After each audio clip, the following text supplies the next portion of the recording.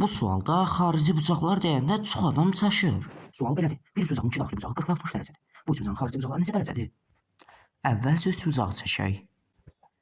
Üç bucağı ABC üç bucağı adlandıraq. Bucaqları qeyd edək və digər daxili bucağı tapaq. Üç bucağın daxili bucaqlar cəmi 180 olduğundan bucağa bir x bucağı deyək. Onda x üstə gəlinsin 60, üstə gəlinsin 40 bərabər 180. Tənliyi həll etsək, x bərabər 80.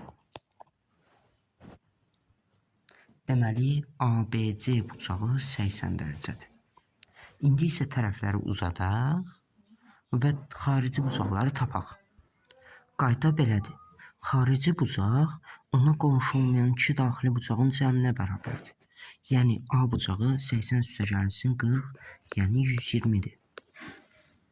B bucağı 60 üstə gəlinsin 40, yəni 100-dür.